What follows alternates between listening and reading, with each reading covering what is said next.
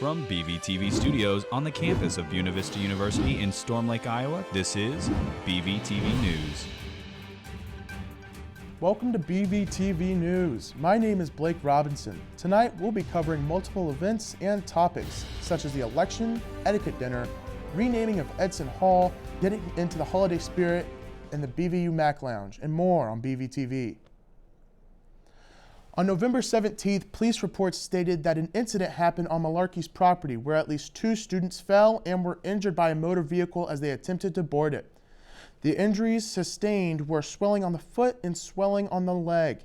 Witnesses say the fall and subsequent injuries were caused by a large volume of people attempting to board the motor vehicle at the same time. Over the election season, BVTV provided live coverage for the presidential election with live results from BV County. Anchors Lazarus Winklepeck and Amelia Jacobs cover the topics on the ballot from abortion laws to amendment propositions. Brad Best, professor of political science, was a key part of explaining the Electoral College for the broadcast.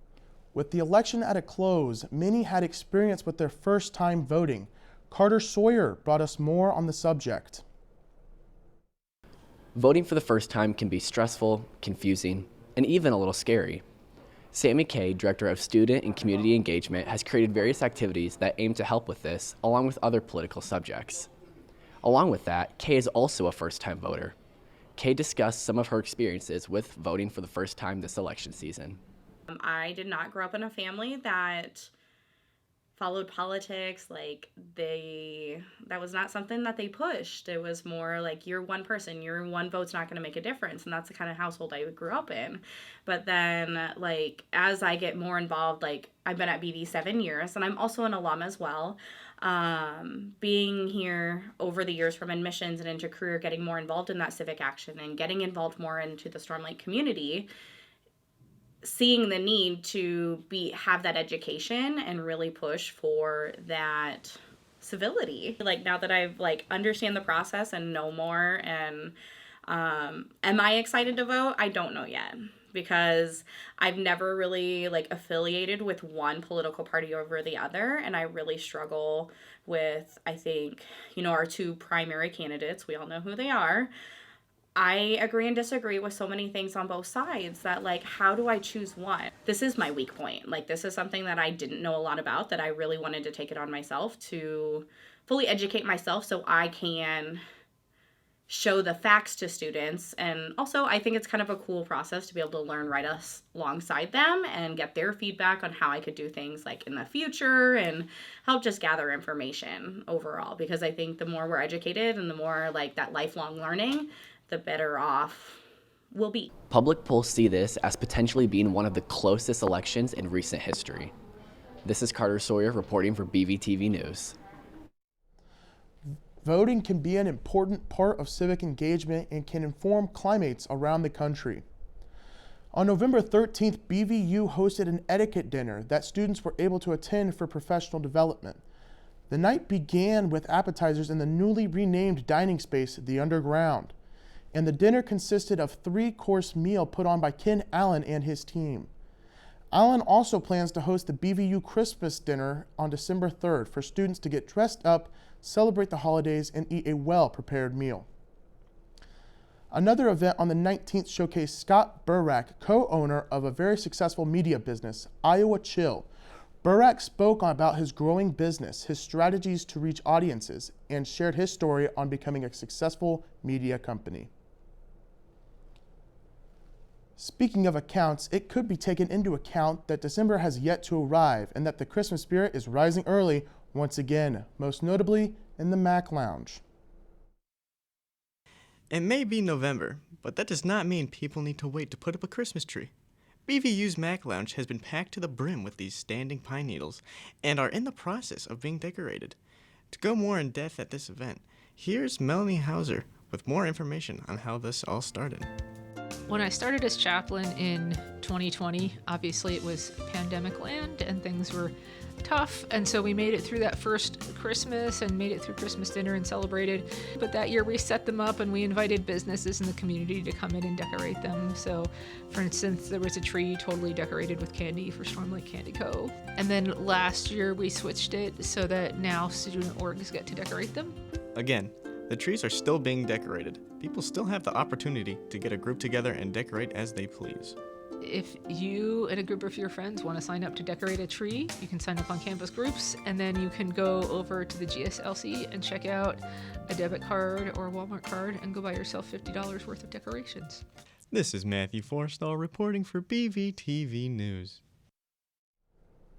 The trees will hopefully be decorated by the end of November so that beginning of December can kick off with the cheery spirit and the holiday vibes. Where Victory Lives Forever is the fourth installment in Phoebe Feist's 18-part series, remembering former BVU students who fell in combat. Included in the piece is a brief rundown of the only living monument in Buena Vista County. And Making the Last Shots Count, the article by Amelia Jacobs goes into more in-depth details on why the BVU trap shooting team is making their last shots count, as plans to discontinue the program still hang in the balance. If you want more of these articles, you can find it on bvtac.com.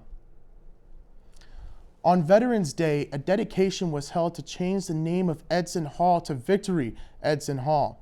Carter Sawyer interviewed Bill Feist, a professor of history at BVU, about the significance of the new name. On November 11th, we honor those who have served and fought for freedoms and liberties which we enjoy today. We have done so at BVU, through which Edson Hall was rededicated to Victory Edson Hall. So could you first talk to us about the importance of renaming Edson Hall to Victory Edson Hall?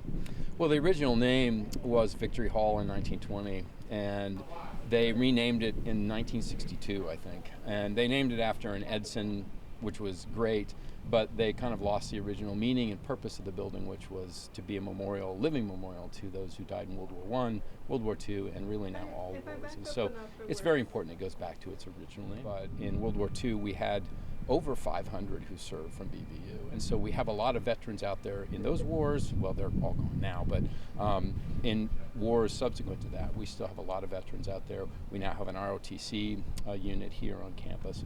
And so it's really important that a place where we are in BV County, which was once known as the most patriotic county in Iowa, that we continue to celebrate on this campus because we have our own who serve to this day. We started to develop a list of all the people who served, and we found 18 who had died. We found 2 Medal of Honor winners, and we also just found a whole lot of people who served and served very well and came back and had great lives, most of them as teachers. Veterans Day is about remembering all who have served. This name change allows us to continue to do so. This is Carter Sawyer reporting for BVTV News. The day's activities ended with a trip down to the cemetery to commemorate BVU veterans that were students who never came back from the war. Wreaths were placed on the graves as the memorial came to a close. In a colorful event in the BVU's multi-purpose room, BVU made waves on campus with an event with an exceptional turnout. Lauren McCoy brings more on the subject. On November 11th, the Alliance and OSTEM clubs banded together to create a drag show event with over 7 drag queens in attendance. Over the course of 2 hours, the BVU Alliance drag show featured Alessandra Jacobs, Casey Kane, Persephone Shakers, Polyester, Aladdin Side, Devon Shakers, and Destiny Shakers, with bright lights, a witty MC, and lots of dancing. The stage was set, and the seats were packed with around 110 people in attendance out of the original 85 seats in the venue. People lined the walls as students and faculty interacted with the queens as they performed. Caitlin Ebert, the lead organizer of the event, talked about the impact of the drag show. I 100% think it's important. I know a lot of people think we're just rural Iowa. There's nothing good here, nothing but pigs and corn. But I know several other small towns have had performances and they've gone well. Holstein had one a few years ago, so why not Storm Lake? Like I said, I really wanted to bring it to campus, even though there was a lot of worries about safety. I was really concerned, but it turned out really well. We didn't have any issues. It proves that there are people like this. There are everywhere, so that's why I really liked having a show here. I think it is very important to try to eliminate that stigma that people really think of who we really are is not who we really are. We're actually the same people who just wants to express art through music and basically theater. Beyond the traveling adventures of drag, local groups like the Storm Lakes chapter of P-Flag and BVU Club's Alliance and OSTEM support the LGBTQ+ community and provide safe spaces to meet, discuss, and engage with one another. With the successful turnout for this event, the clubs are wanting to turn this into an annual tradition so they can do it each and every year. I'm Laura McCoy, reporting for BVTV News. The turnout was successful for the first BVU drag show, with hopes to continue this tradition into the future. That's all for tonight. Thank you for tuning in to this newscast on BVTV, and have a great rest of your evening.